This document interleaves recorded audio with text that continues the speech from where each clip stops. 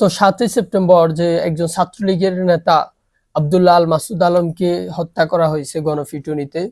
কেন তাকে আজকে গণপিটুনি খেয়ে মরতে হলো? এবং আমরা সোশ্যাল মিডিয়াতে দেখতেছি তার একটি ৩ দিন বয়সের অর্থাৎ নবজাতক শিশু যে কন্যা সন্তানের সে বাবা হয়েছেন। পারিবারিক সূত্রে জানতে পারছি যে আসলে তার ঘরে খাবার ছিল না এবং তার বাচ্চার জন্য ওষুধ আনতে যাচ্ছিল।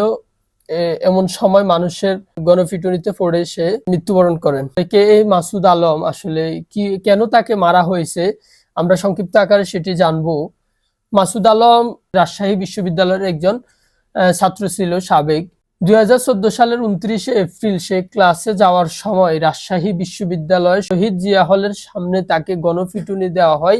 ওই গণপিটুনিতে আহত হয়ে একটি পাও বিকলাঙ্গ হয়ে পড়ে এবং এক পর্যায়ে সে প্রতিবন্ধী হয়ে পড়ে। তৎকালীন তিনি রাজশাহী বিশ্ববিদ্যালয় শাখা ছাত্রলীগের সহ সম্পাদক পদে ছিল এবং কেন্দ্রীয় ছাত্রলীগের সদস্য ছিলেন। আজকে বিষয়টি আলোচনা হচ্ছে গত ৭ই সেপ্টেম্বর ওষুধ কেনার জন্য তার যে বাচ্চার জন্য এবং তার ঘরে খাবার না থাকায় সে যখন বাজারে যায়, সম্ভবত রাজশাহী বাজারে তাকে গণপিটুনি দিয়ে পুলিশের হাতে তুলে দেওয়া হয়। পরবর্তীতে রাত ১২টায় যখন তাকে রাজশাহী মেডিকেলে নেওয়া হয় তখনই সে সেখানে মৃত্যুবরণ করে। আব্দুল্লাহ আল মাসুদ আলম সে মৃত্যুবরণ করেছে, আসলে চলে গেছে দুনিয়া থেকে। কেন তাকে আজকে মৃত্যুবরণ করতে হয়েছিল? যে তার যে একটি কন্যা সন্তান রয়েছে, যে সন্তান আসলে জন্মের পরে এতিম হয়ে গেল, যার পিতাকে সে আসলে বেড়ে ওঠার আগে হারিয়ে ফেলছে, সে সন্তানের দায়িত্বটা নিবে কে? এবং যে তার স্ত্রী রয়েছে, তার কথাগুলো আমরা শুনছি যে পরিবারটা অনেক অসহায় হয়ে পড়েছে তাকে ছাড়া। তো আজকে একজন মাসুদ আলমের কারণে কয়জন মানুষ আজকে ক্ষতিগ্রস্ত হয়েছে, এবং যে মাসুদ আলমকে যারা গণপিটুনি দিয়েছে আসলে সে মাসুদ আলমেরও কি দোষ আছে আজকে আমরা সেটি জানবো। ২০২২ সালে তিনি সাবেক প্রধানমন্ত্রী বরাবর একটি চিঠি লেখেন এবং পরবর্তী সময় তাকে রাজশাহী বিশ্ববিদ্যালয়ের যে ইনচার্জ অফিসার হিসাবে নিয়োগ দেওয়া হয়। সে একটি চাকরি পায় ২০২২ সালে। গত ১ বছর হয়েছে সে বিবাহ করেছেন এবং ইতিমধ্যে আপনারা দেখছেন যে সোশ্যাল মিডিয়াতে তার একটি কন্যা সন্তানের ছবি বেশি বেড়াচ্ছে। আসলে অনেকেই অনেক রকম ইতিবাচক এবং নেতিবাচক সমালোচনা করতেছেন। হয়তো হতে পারে যে এই ছাত্রলীগের মাসুদ আলম সে যখন ক্ষমতায় ছিল, সত্য হতে পারে যে সে তখন সে হয়তো ক্যাম্পাসে বেপরোয়া ছিল, কিংবা তখন হয়তো সে কাউকে গণপিটুনি দিয়ে এমন আহত করেছে, মারামারি করেছে। আসলে তার অন্যায় কিছু না কিছু রয়েছে, যেহেতু সে একজন ছাত্রলীগের কর্মী ছিল, জড়িত ছিল। আজকে যে মাসুদ আলম আসলে সে দুনিয়া থেকে বিদায় হয়ে গেছেন। আসলে আজকে যে তার পরিবার অসহায় হয়ে পড়েছেন, আসলে এই পরিবারের যে অসহায়ত্ব, এটির দায়িত্ব আসলে কে নিবে? আসলে এমন ছাত্র রাজনীতি, ছাত্রলীগ কিংবা যে কোনো ছাত্র সংগঠন, আসলে যারাই রাজনীতি করেন না কেন, আজকে আজকে আপনার দল ক্ষমতাতে, আপনি দলের ক্ষমতা অপব্যবহার করে আপনি কাউকে গণপিটুনি দিয়ে মেরে ফেলতেছেন, কারো গায়ে হাত তুলতেছেন, আঘাত করতেছেন।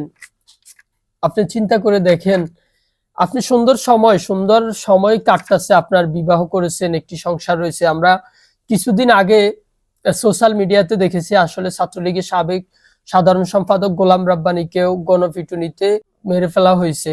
বিষয়টা কতটুকু সত্য আমরা জানি না, তবে একটি ছবি আমরা দেখেছি সোশ্যাল মিডিয়াতে, অনেকে গোলাম রাব্বানীর লাশ বলে বা তাকে হসপিটালে যে রক্তাক্ত অবস্থা একটি ছবি ভাইরাল হয়েছিল, অনেকে গোলাম রব্বানীর কথা বলা হয়েছে।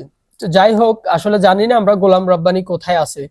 আজকে এই যে আমরা দেখেছি গত গোলাম রাব্বানী যখন ছাত্রলীগের কমিটিতে আসেন, তখন আসলে সে আজকে যে ডাকসুর বিপি গণ অধিকার পরিষদের সভাপতি নুরুল হক নূরকে নানান সময় সে আক্রমণ করেছে, এবং বিভিন্ন সময় আমরা টকশোতে মিডিয়াতেও দেখেছি নূর অভিযোগ করছে যে গোলাম রব্বানী তাকে অনেকবার মারধর করেছে তার সহকর্মীদেরকে দিয়ে। আসলে আজকে যদিও গোলাম রাব্বানী কোথায় আছে আমরা জানি না, আজকে তার সরকার আসলে ক্ষমতায় নেই। তার যে আজকে পরিণতি আমরা সেখানেও দেখছি যে গোলাম রাব্বানীর একটি বাচ্চা রয়েছে, একটি সন্তান আছে, ১ বছর বয়স হয়েছে। আসলে তো এই যে ছাত্র রাজনীতিগুলা করে যারা একসময় ছাত্র রাজনীতি করে আপনি একসময় বিবাহ করতেছেন, আপনার একটি সুন্দর পরিবার হচ্ছে, আপনি হয়তো বলতেছেন যে সে আগে রাজনীতি করেছে, ছাত্রলীগ করেছে, এখন সে অসুস্থ পঙ্গু, এখন সে কাউকে আক্রমণ করতে পারবে না, আঘাত করতে পারবে না। মানুষের যে ক্ষোভ, আপনি কাউকে আজকে আঘাত করছেন আর আপনি মনে করতেছেন আপনি এখন আর সেই সংগঠনের সাথে নেই, কিংবা আপনি এখন আর সেই সংগঠনের কর্মী না, কিন্তু মানুষ, আপনি যাদেরকে আঘাত করছেন তারা কি আপনাকে ছেড়ে দিবে? আসলে আমাদের মেন কথা হচ্ছে, আপনি যে দলেরই রাজনীতি করেন না কেন, আপনি কেন একজন মানুষকে অন্যায়ভাবে আঘাত করবেন? আপনি আপনাকে চিন্তা করতে হবে। আপনি আজকে কাউকে আঘাত করছেন, 1 বছর 2 বছর 5 বছর পরে সে আঘাত কিন্তু আপনাকে ব্যাক টু ব্যাক ফিরে পেতে হবে। গতকালকে আমরা দেখেছি যে কোর্টে হিরো আলমকে যেভাবে লাঞ্ছিত করা হয়েছে, তাকে টেনে হিঁচড়ে মারধর করে তাকে নিয়ে যাওয়া হচ্ছে। আসলে হিরো আলম অভিযোগ করছে তখন যে তাকে বিএনপির লোকজন আক্রমণ করছে, মারধর করছে। আমরা জানি না আসলে তাকে কে আক্রমণ করছে।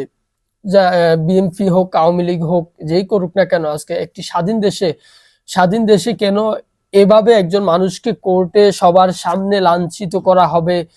হিরো আলম হোক কিংবা যে হোক, আসলে আমাদের কথা হচ্ছে, আপনি ক্ষমতা পেয়ে আজকে যাদেরকে আঘাত করতেছেন, কালকে আপনার ক্ষমতা যদি না থাকে তখন আপনার পরিবার, আপনার পরিজনের কি হবে? আসলে এটি আপনাদের সবাইকে মাথায় রাখতে হবে, আমাদের মাথায় রাখতে হবে।